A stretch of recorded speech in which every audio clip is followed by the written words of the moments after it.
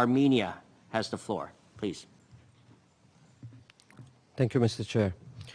I would like to congratulate you and the members of the Bureau and to wish you success in steering the deliberations of the Sixth Committee. Terrorism remains a paramount challenge to the maintenance of international peace and security. Armenia is strongly committed to effective international cooperation to fight terrorism and its associated threats. To this end, we continue to actively engage with the international community to help prevent the recruitment and training of individuals for terrorism purposes. We are concerned about the expression of discrimination and violence that emanate from intolerance and xenophobia, and we take this opportunity to stress the urgency of curbing the proliferation of hate speech. Rise of hate speech, xenophobia and polarization have created fertile ground for recruitment of terrorists. This is particularly relevant for those societies who for decades have been subject to state propaganda of hatred and on ethnic and religious grounds, and where hate crimes perpetrators have been glorified as role models for the young people. This dangerous indoctrination is an early warning sign of the threat of atrocities against religious and ethnic groups and their heritage. Armenia remains firmly committed to the global fight against terrorism, and we highly value the existing cooperative platforms. Armenia continues its thorough implementation of the counter-terrorism conventions and their additional protocols. In 2020, Armenia acceded to the UN Convention Against Recruitment, Use, Financing and Training of Mercenaries, thus becoming the 37th state party to that convention. Shortly after acceding to the convention, our country adopted a new criminal code which contains specific provisions to counter mercenary-related activities.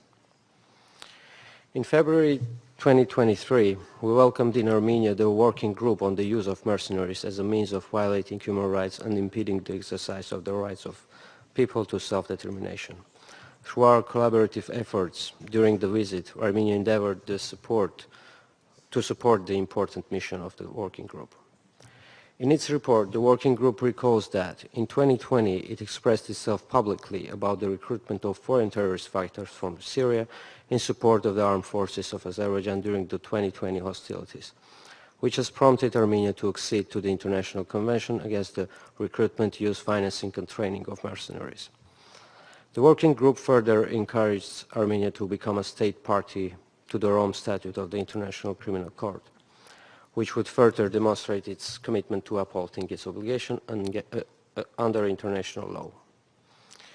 On 3rd October, yesterday, the National Assembly of Armenia voted in favor of ratifying the Rome Statute, paving the way for Armenia's accession to the ICC, a decision which reflects our country's steadfast commitment to uphold justice, promote accountability, and fight impunity. Mr. Chair, Armenia condemns attempts to justify military violence that results in civilian casualties, displacement, and suffering by citing counterterrorism as a pretext. Such actions do not only violate international law and fundamental human rights, but also undermine the very principles of justice, peace, and security that counterterrorism efforts are meant to uphold. Our own region is a case in point, as it was clearly demonstrated by the statement of the delegation of Azerbaijan made yesterday. The military force used by Azerbaijan, carried out with indiscriminate shelling of the civilians, has resulted in hundreds of casualties, including civilians and children, and a massive influx of refugees into Armenia.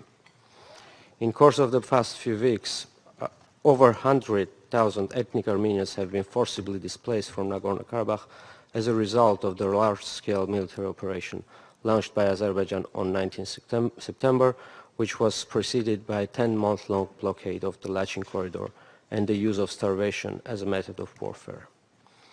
Azerbaijan's actions are demonstrative of a clear intent to use force against the Armenian population in an attempt to commit an act of ethnic cleansing in Nagorno-Karabakh, in flagrant violation of the international law, including international humanitarian law, as well as legally binding orders on the indication of provisional measures issued by the International Court of Justice, in the case concerning application of the International Convention on the elimination of all forms of racial discrimination.